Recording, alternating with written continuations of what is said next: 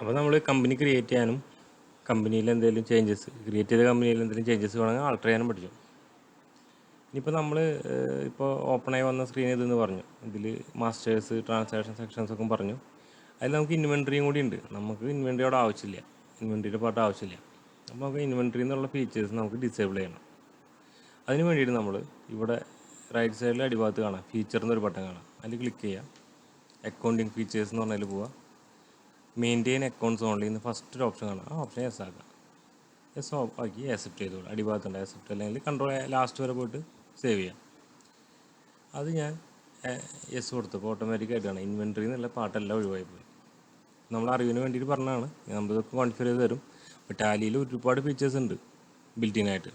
അപ്പോൾ അതിൽ ഫീച്ചേഴ്സിനെ നമുക്ക് എനേബിൾ ചെയ്യാനും ഡിസേബിൾ ചെയ്യാനും ഈ ഫീച്ചേഴ്സ് എന്ന് പറഞ്ഞ ഓപ്ഷൻ ഉപയോഗിക്കാം. അക്കൗണ്ടിങ് റിലേറ്റഡ് ഫീച്ചേഴ്സും ഇൻവെൻട്രി റിലേറ്റഡ് ഫീച്ചേഴ്സും സ്റ്റാറ്റ്യൂട്ടറി ഫീച്ചേഴ്സും ഒക്കെ നമുക്ക് ഇവിടെ നിന്നാണ് ഈ ഫീച്ചർ എന്ന് പറഞ്ഞ ബട്ടണിൽ നിന്നാണ് എനേബിൾ ചെയ്യുക. അപ്പോൾ അതൊരു അറിവിന് വേണ്ടി പറഞ്ഞാൽ മാത്രം നമുക്കൊരു ആവശ്യം വരുന്നില്ല, അറിയാൻ വേണ്ടി പറഞ്ഞു. പിന്നെ അക്കൗണ്ട്സ് ഇൻഫോ നമുക്ക് മനസ്സിലായി. മാസ്റ്ററിൻ്റെ സെക്ഷൻ നമുക്ക് ആദ്യം ഒരു കമ്പനി ക്രിയേറ്റ് ചെയ്ത് കഴിഞ്ഞാൽ മാസ്റ്റേഴ്സ് ക്രിയേറ്റ് ചെയ്യുക എന്നുള്ളതാണ്, അതായത് ഹെഡ്ജസ് അല്ലെങ്കിൽ അതിൻ്റെ അക്കൗണ്ട്സ് ക്രിയേറ്റ് ചെയ്യുക എന്നുള്ളതാണ്, അക്കൗണ്ടിങ് ഹെഡ്സ് ക്രിയേറ്റ് ചെയ്യുക എന്നുള്ളതാണ് പ്രധാനം. അപ്പോൾ പഴയ ബാലൻസ് ഷീറ്റൊക്കെ നോക്കിയിട്ട് നമ്മൾ കണ്ടിന്യൂ ചെയ്യുന്ന കമ്പനി കാണിച്ചാൽ അല്ലെങ്കിൽ നമ്മുടെ സ്ഥാപനത്തിൻ്റെ ഓരോ വർഷം ഓഡിറ്റ് ചെയ്ത് പോകുമ്പോൾ ആ ലാസ്റ്റ് ഇയറിൻ്റെ ഓഡിറ്റഡ് ബാലൻസ് ഷീറ്റ് വെച്ചിട്ടാണ് നമ്മൾ ഒരു കമ്പനി ക്രിയേറ്റ് ചെയ്യുമ്പോൾ ചെയ്തു പോവുക. അപ്പോൾ അത് എങ്ങനെ ചെയ്യാന്ന് വെച്ചാൽ അക്കൗണ്ട്സ് ഇൻഫോയിലാണ് നമ്മളതൊക്കെ പോയിട്ട് എൻ്റർ ചെയ്യുക. ഓപ്പണിംഗ് ബാലൻസ് ഒക്കെ ഇട്ടിട്ട് അപ്പോൾ അക്കൗണ്ട്സ് ഇൻഫോയിൽ പോയി അവിടെ നമുക്കിപ്പോൾ പ്രധാനമായിട്ട് കാണുന്ന ഗ്രൂപ്പ്സ് ഉണ്ട്, ലെഡ്ജേഴ്സ് ഉണ്ട്, വൗച്ചർ ടൈപ്സ് ഉണ്ട്. Voucher types, groups, ledger. നമ്മൾ ആദ്യം ഗ്രൂപ്പ്സിലേക്ക് ഒന്ന് പോയി നോക്കാം. ഗ്രൂപ്പ്സിൽ പോയി കഴിഞ്ഞാൽ ഇപ്പോൾ ക്രിയേറ്റ്, ഡിസ്പ്ലേ, ഓൾട്ടർ, ഈ ഒരു മെത്തേഡിലാണ് എല്ലാ മാസ്റ്റർ ക്രിയേഷനും നമുക്ക് കളിയിൽ ഉണ്ടാവുക. ക്രിയേറ്റ് ഉണ്ടാവും, ഡിസ്പ്ലേ ഉണ്ടാവും, ഓൾട്ടർ ഉണ്ടാവും. ഇത് മൾട്ടിപ്പിളായിട്ട് ചെയ്യാം, അത്ര വ്യത്യാസമുള്ളൂ. അപ്പം ക്രിയേറ്റ്, ഡിസ്പ്ലേ, ഓൾട്ടർ തന്നെയാണ്. ഇത് സിംഗിളായിട്ട് ചെയ്യുന്നത്, ഇത് മൾട്ടിപ്പിളായിട്ട്, അത്ര വ്യത്യാസമുള്ളൂ. അപ്പോൾ നമ്മൾ ആദ്യം ഡിസ്പ്ലേ നോക്കി നോക്കാം.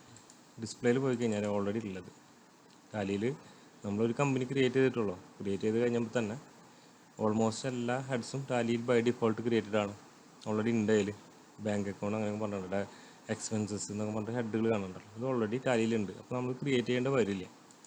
ഇൻ കേസ് നമുക്കത് ക്രിയേറ്റ് ചെയ്യണമെങ്കിലാണ് ഈ ക്രിയേറ്റ് ഓപ്ഷൻ.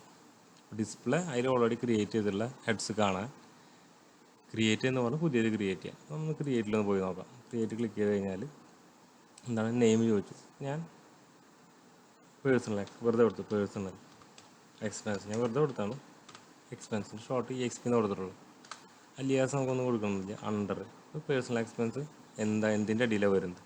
എക്സ്പെൻസ് ആണെങ്കിൽ ഓട്ടോമാറ്റിക്കായി നമുക്കറിയാം ഇൻഡയറക്റ്റ് എക്സ്പെൻസോ ഡയറക്റ്റ് എക്സ്പെൻസിൻ്റെ അടിയിലാണ്. അപ്പോൾ എക്സ്പെൻസ് ഞാൻ EX എന്ന് അടിച്ചപ്പോൾ ആ ലിസ്റ്റ് ചെറുതായി വന്നു. അതിൻ്റെ ഉള്ളിൽ നിന്ന് നമുക്ക് സെലക്ട് ചെയ്യാൻ എളുപ്പമായി. ഒരുപാട് ഉണ്ടായിരുന്നതിന് നമുക്ക് EX എന്നുള്ള വരുന്ന എല്ലാതും ഉണ്ട്. എക്സ്പെൻസ് മാത്രമേ വരുന്നുള്ളൂ. അതിൽ ഡയറക്റ്റും ഉണ്ട്, ഇൻഡയറക്റ്റും ഉണ്ട്. നമ്മളെ സംബന്ധിച്ച് ഡയറക്റ്റ് ഇൻഡയറക്റ്റ് വ്യത്യാസം വരുന്നില്ല. ട്രേഡിംഗ് കമ്പനിയൊക്കെ ആകുമ്പോഴേ അങ്ങനെ വരുള്ളൂ, ട്രേഡിങ്ങിൻ്റെ ബേസിലേ വരുള്ളൂ. അപ്പോൾ നമ്മൾ ഇപ്പോൾ ഇൻഡയറക്റ്റിലായാലും ഡയറക്റ്റ് കൊടുത്താലും ഓരോ എഫക്റ്റ് തന്നെ വരാം. നമ്മൾ ഡയറക്റ്റിലാണ് എല്ലാം കൊടുക്കുന്നത്, ഡയറക്റ്റ് കൊടുത്തു. ഇത് അണ്ടർ ഡയറക്റ്റ് ആണെങ്കിൽ അല്ലെങ്കിൽ ഓൾറെഡി ഉള്ള ഒരു ഗ്രൂപ്പിൻ്റെ അടിയിലാണ് എങ്കിൽ ജസ്റ്റ് കൊടുത്താൽ മതി. ബാക്കി എല്ലാം അതിൻ്റെ ഫീച്ചറുകൾ എടുത്തോളൂ. ഇനിയിപ്പോൾ നമുക്കൊരു പുതിയ ഒരെണ്ണം ഉണ്ടാക്കണം, പ്രൈമറി ഗ്രൂപ്പ് ഉണ്ടാകണം. എന്താ ചെയ്യും, ടെസ്റ്റ് എന്ന് കൊടുത്തു. ഇതുപോലെ ഞാൻ വെറുതെ പേര് കൊടുത്താണ്. ഇവിടെ പ്രൈമറി, അതായത് ഇതിലൊന്നും പെടുന്നതല്ല, ടാലിയിലുള്ള ഒരു ഗ്രൂപ്പിലും പെടുന്നതല്ല, ഒരു പുതിയ ഗ്രൂപ്പാണ്. അപ്പോൾ ഞാൻ പ്രൈമറി എന്ന് പറഞ്ഞു. അപ്പോൾ നമ്മളോട് ചോദിച്ചു നാച്ചുറൽ ഇതെന്താണ്. നമ്മൾ നേരത്തെ അക്കൗണ്ട്സിൻ്റെ പാർട്ടിൽ പറഞ്ഞിട്ടുണ്ട് അസറ്റ്, ലയബിലിറ്റി, ഇൻകം, എക്സ്പെൻസ്. ഈ നാച്ചുറൽ ഏതിൽ പെടും? അപ്പോൾ നമ്മൾ അസറ്റ് ആണെങ്കിൽ അസറ്റ് എന്ന് പറയാം, ലയബിലിറ്റി ആയി ലയബിലിറ്റി എന്ന് പറയാം, എക്സ്പെൻസ് ഇൻകം എന്ന് പറയാം. ഇതിൽ ലയബിലിറ്റി എന്ന് അസറ്റ് എന്ന് പറഞ്ഞു കഴിഞ്ഞാൽ വേറെ ഒന്നും ചോദിക്കില്ല, നേരെ പോയി, കാരണം അത് ബാലൻസ് ഷീറ്റ് ആയിട്ടാണ്. എക്സ്പെൻസിലേക്ക് വന്നു കഴിഞ്ഞാൽ ഒരു എക്സ്ട്രാ കാരോട് ചോദിക്കും.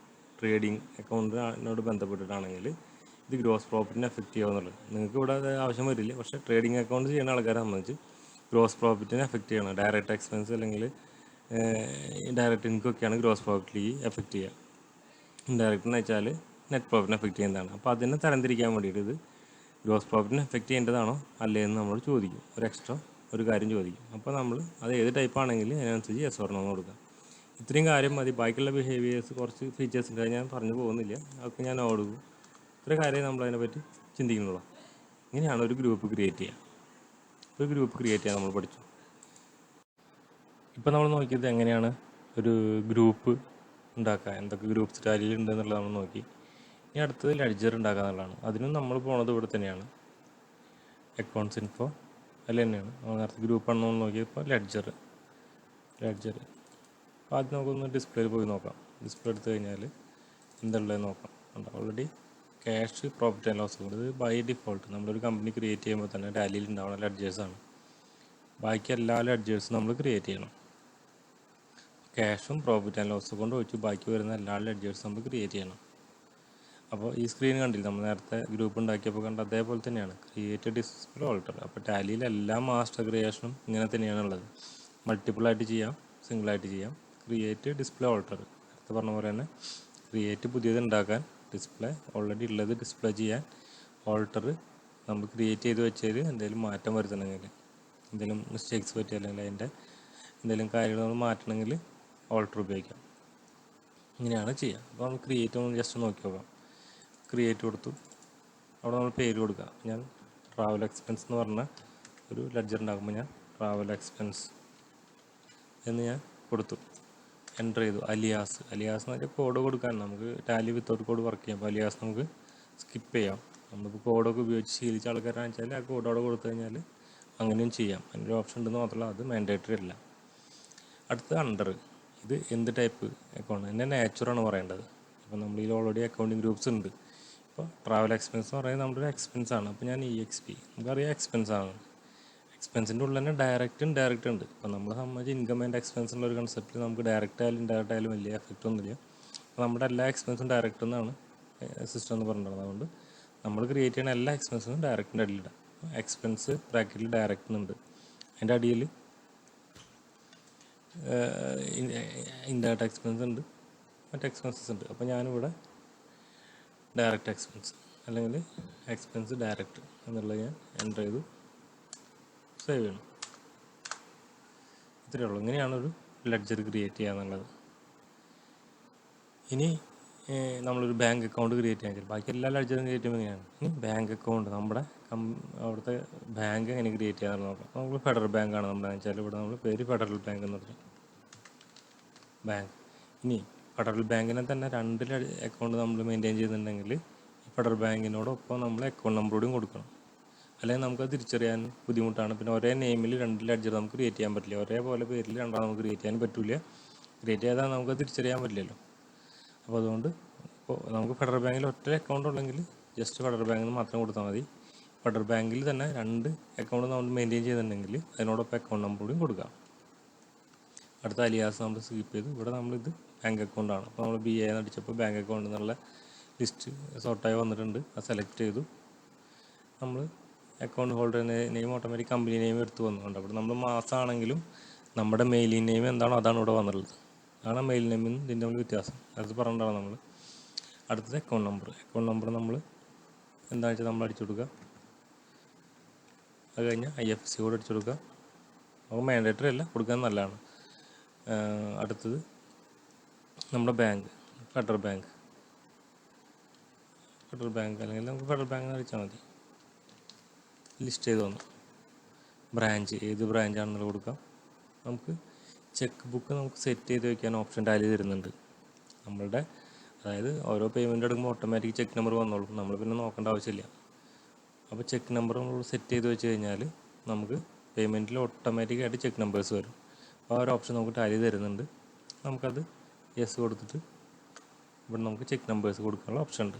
ഇനി ഇത് മാൻഡേറ്ററി അല്ല, നിങ്ങൾക്ക് എല്ലാത്തിനും ഉപയോഗിക്കണമെങ്കിൽ ഉപയോഗിക്കാം, അത് നിങ്ങളുടെ ഓപ്ഷനാണ്. ഞാനൊരു സെറ്റ് ചെയ്തിട്ടുള്ള എങ്ങനെയാണെന്ന് ചെയ്യാം. 100001 ഞാൻ കൊടുത്തു.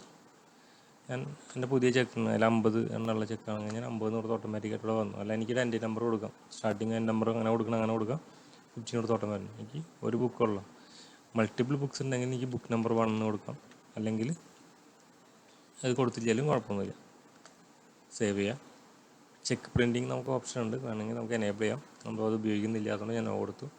ഓട്ടോമാറ്റിക് ബാങ്ക് റീകൺസിലേഷൻ ഉണ്ട്, അത് നമ്മൾ ഉപയോഗിക്കുന്നില്ല, അതുകൊണ്ട് നമ്മൾ കൊടുത്തു.